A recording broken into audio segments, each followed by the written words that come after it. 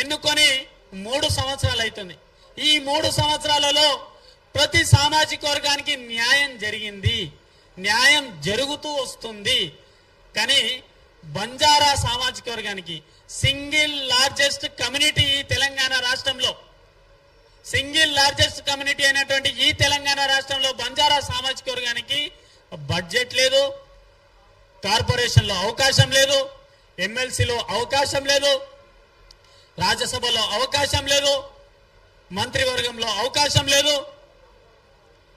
ఏ అవకాశం లేకుండా ఏదైతే ఈ బంజారా బిడ్డలు భూమినే కన్న తల్లిగా నమ్ముకొని భూమి మీదనే వ్యవసాయం చేసుకుంటూ వారి పిల్లలను అదే భూమి మీద లోన్లు తీసుకొని ఆ లోన్లతో వచ్చే డబ్బులతోని ఈ వాళ్ళ పిల్లలను చదివించుకుంటుంటే ఈ రోజు ముఖ్యమంత్రి రేవంత్ రెడ్డి గారు ఏదైతే అదే పాలమూరు బిడ్డగా ఉంటూ బంజారా బిడ్డలకు అత్యంత దగ్గరగా ఉంటూ వారు చేస్తున్నటువంటి అన్యాయం ఇంత అంత అనేది లేదు. ప్రతి సందర్భాలలో లగచెర్లలో వస్తే గిరిజన బిడ్డల భూములు లాక్కున్నారు, మదనపల్లిలో రైల్వే కారిడార్ అని గిరిజన బిడ్డల భూములు లాక్కున్నారు. అలాగే నిన్న సిద్ధాపూర్ లో డంపింగ్ యార్డ్ కోసం అక్కడ రాత్రికి రాత్రే గిరిజన బిడ్డల తండాలు ఖాళీ చేపించుకొని అక్కడ కూడా గిరిజన బిడ్డల భూములు లాక్కున్నాడు. మరి ముఖ్యంగా రేవంత్ రెడ్డి గారి కలల సిటీ భారత్ ఫ్యూచర్ సిటీ 1000 కోట్లతో నిర్మించి అక్కడ 1000 కోట్లు కేటాయించి అక్కడ కేటాయిస్తున్న ఫ్యూచర్ సిటీ 30 ఎకరాలు భూములు లాక్కుంటే అందులో సుమారు 15,000 ఎకరాలు, దాదాపు 15,000 ఎకరాలు గిరిజన బంజారా బిడ్డలు మాత్రమే అని ఈ సభాముఖంగా ఈ ప్రెస్ మీట్ ద్వారా మీ అందరికీ తెలియజేస్తా ఉన్నాను. మరి ఇంతవరకు సేవలాల్ మహారాజ్ కార్పొరేషన్ కేటాయించారయ్యా అంటే లేదు. కానీ మిగతా ఉన్నటువంటి సామాజిక వర్గానికి ప్రతి సామాజిక వర్గానికి వారికి కార్పొరేషన్లు కేటాయిస్తూ అక్కడ డైరెక్టర్లను చైర్మన్లను కేటాయించి జీవో రిలీజ్ చేశారు. అప్పుడు కూడా ఇదే సోమాజిగూడ ప్రెస్ క్లబ్ లో సమావేశం పెట్టి మీడియాకు మేము ఉద్దేశించడం జరిగింది. అలాగే కార్పొరేషన్లు 70 కార్పొరేషన్లు కేటాయించారు. కేవలం 1 మాత్రమే అది బంజారా బిడ్డ కేటాయించారు. దానికి కనీసం చాయ్ పైసలు కూడా లేవని నేను ఈ యొక్క మీడియా సమావేశం ముఖ్యంగా మేము తెలియజేస్తున్నాం. ఒక గొప్ప నాయకుడు మా బెల్లయ్య నాయక్ గారికి ఆ కుర్చీ మీద కూర్చొని చాయ్ పైసలు కూడా చాయ్ కూడా ఇంట్లోకి వెళ్ళి తీసుకొచ్చినటువంటి సందర్భం మా బెల్లయ్య నాయక్ గారి పరిస్థితి. ఈరోజు ట్రైకార్ అంటే ఏంటిది? ఎవరైనా గిరిజన బిడ్డలు సహకారం కోసం ట్రైకార్కి వెళ్తారు. లోన్లు కానీ, ట్రైకార్ స్కీమ్స్ కానీ, సబ్సిడీ కానీ, రుణాలు కానీ, ఏదైనా బ్యాంకుల సబ్సిడీ తీసుకున్నటువంటి చిన్న చిన్న కంపెనీలు పెట్టుకోవడానికి ఆ ట్రైకార్ వ్యవస్థను దగ్గర వారి తలుపులు తడుతాం. కానీ ఈరోజు అదే బెల్లయ్య నాయక్ గారి ఇంటికి వెళ్ళి ఛాయ్ తీసుకోబోతున్నటువంటి సందర్భం ఈరోజు మీ అందరికీ గుర్తు చేస్తా ఉన్నాం. ఈరోజు 3 సంవత్సరాలైంది. ఈ 3 సంవత్సరాలలో Congress party SC ST Chevella declaration ఏదైతే అబద్ధపు హామీలు, చేయలేని మాటలన్నీ హామీలలో చెప్పి ఇందిరాగాంధీ గారి పేరు చెప్పి, ఇందిరాగాంధీ గారు అంటే మాకు ఒక ప్రత్యేకంగా ఒక నమ్మకం, ఇందిరాగాంధీ గారి అంటే ఒక భరోసా, ఇందిరాగాంధీ గారి అంటే గిరిజన బిడ్డలకు ఒక ధైర్యం.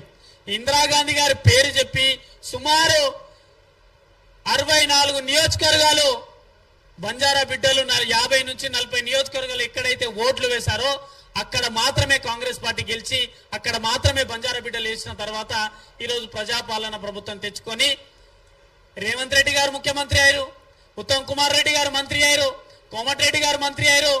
అదే బంజారా ఓట్లతో పొంగులేటి శ్రీనివాస్ రెడ్డి గారు మంత్రి అయ్యారు, జూపల్లి కృష్ణారావు గారు మంత్రి అవుతారు.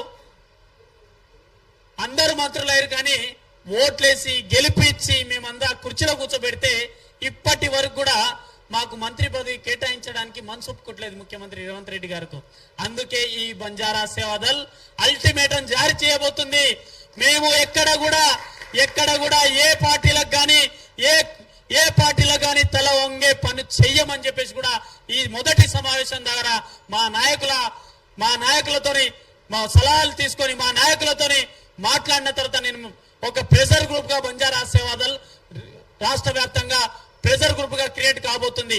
నేను ఇప్పటికీ డిమాండ్ చేస్తా ఉన్నా, అతి తొందరలో ఈ నెలాఖరుల కల్లా రాష్ట్రంలో ఉన్న బంజారా బంజారా ప్రతినిధులకు మంత్రివర్గంలో స్థానం కేటాయించకపోతే ఎక్కడైతే అష్ట దిగ్బంధం చేయాల్సి వస్తుందో అక్కడ చేయబోతున్నామని చెప్పేసి కూడా హెచ్చరిస్తున్నాము.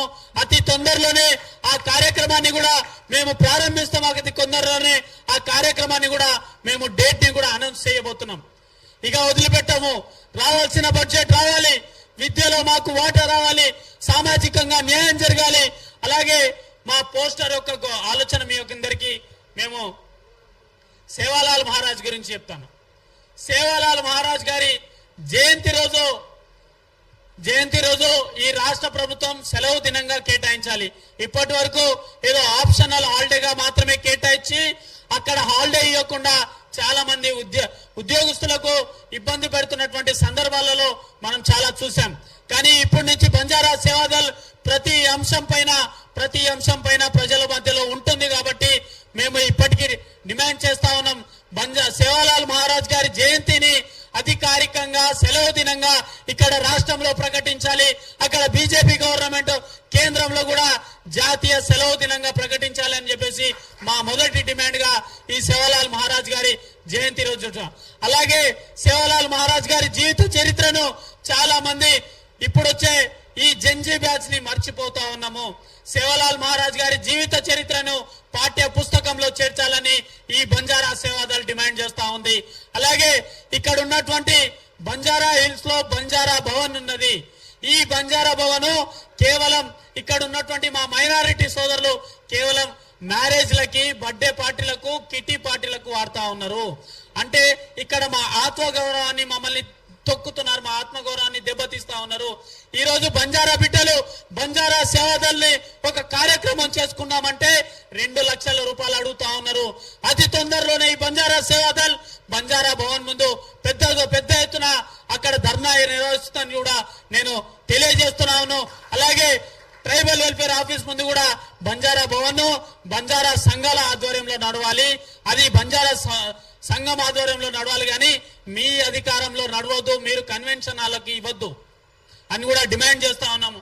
అలాగే బీజేపీ ప్రభుత్వాన్ని కూడా లక్కీసా బంజారా లాంటి గొప్ప యోధుడు ఏదైతే ఈ దేశాన్ని రాష్ట్రపతి లాల్ కిల్లా గాని తర్వాత అక్కడ ఢిల్లీలో ఉన్నటువంటి ముఖ్యమైన ప్రాంతాల్లో కట్టడాలు కట్టి లక్కీసా బంజారా ఈ రోజు గొప్ప చరిత్ర కలిగినటువంటి మహానుభావుడు.